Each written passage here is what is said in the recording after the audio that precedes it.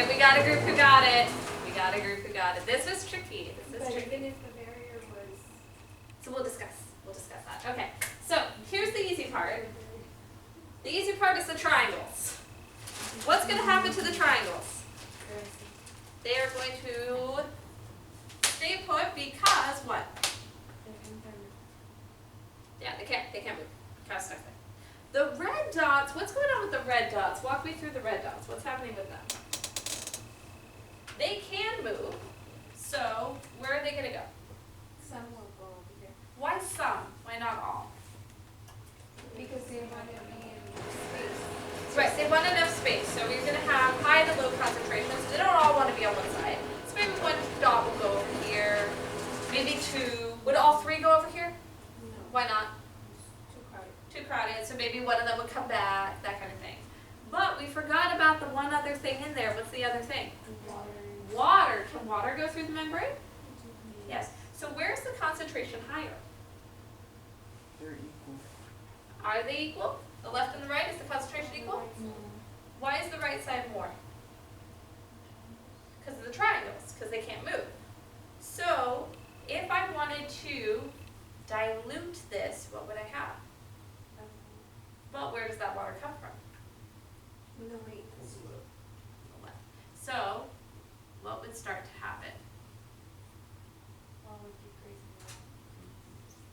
The water would start to decrease from one side and increase on the other side. So now, what's happening to my concentration?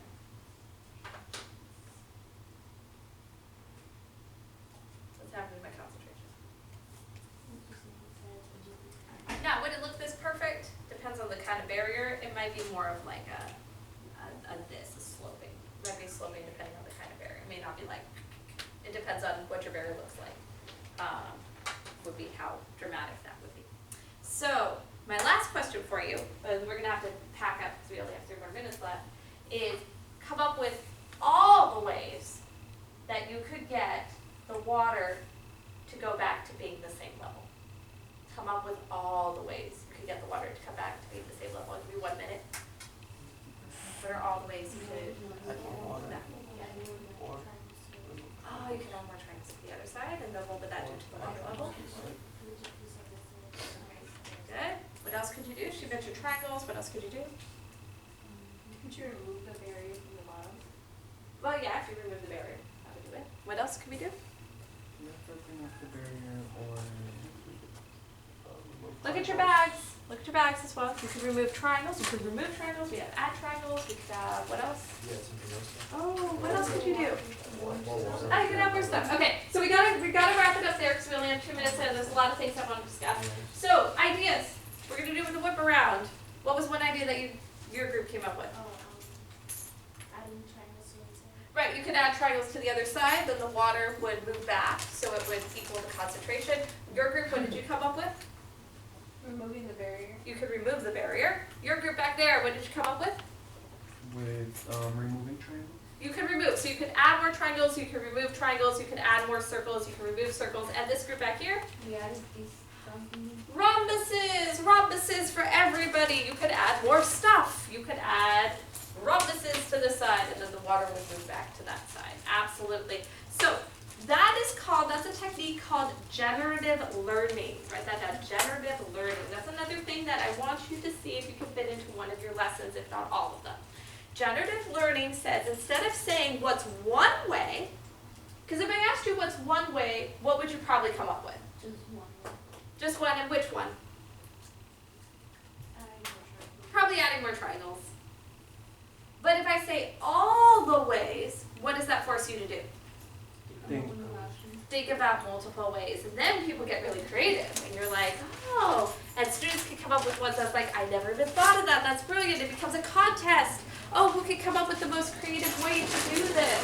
So try to incorporate generative learning, where instead of asking for one way, ask for all the ways. Now, if you're going to do this, make sure there is more than one way. Otherwise, that's boring. But it gets the students to think creatively. It also is great for you.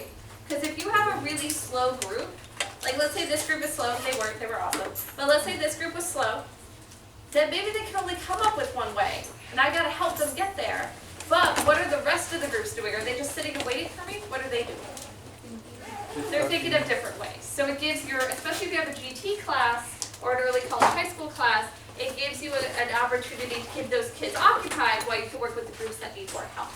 last thing that I wanted to mention is when nobody had the water right, did I tell you to change the water? What did I do? Yeah, I said it's not quite right yet, and then I said keep going, but you're missing something. I gave you kind of a hint. So that's another thing. Don't necessarily give it away right away. Tell them, not quite there. Give them another hint and get them there. So recap before we pack. Thank you for packing up. See how nice the bags are? Look how easy that was. So nice. So recap before we pack up. What are our strategies that we came up with? Give me one strategy. Generative learning, all the ways, or 2 ways, or 3 ways. Come up with multiple ways. What's another one? Negative example. Negative examples. Give them the wrong answer. Have them tell you why it's wrong. What's another one? Let the students fix themselves. That builds a lot of confidence, and then they'll realize why their answer is wrong and why the correct answer is the correct answer. What about definitions? Don't ask right away, have them think about it, type out of the group. Right, have them think about it in terms of what they're interacting with something or talk in their group, and then ask the definition question. Are you allowed to give them the definition? Yes, but then just ask them, well, what do you think that means, or why isn't that the definition? You're always welcome to do that. And then there's just a couple other that we talked about. Rotating the groups. Don't feel like you have to talk to every group every time. Another strategy is these 2 groups, they can always hear me. So I can just sort of, even though they're 2 separate groups, I can treat them as one. So that can save you some time as well. You can group your groups to save you time if you're in a really big class. And the last one that I want to talk about is that either or. So that's where you give the kids options. So you say, is it this one or is it that one?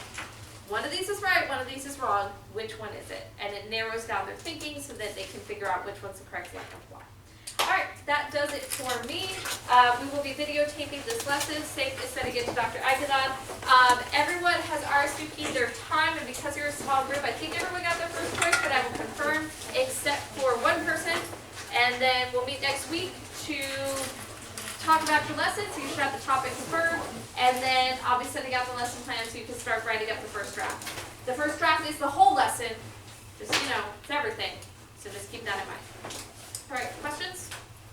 All right, let me just turn that off and then Nancy, I just need to talk to you real fast.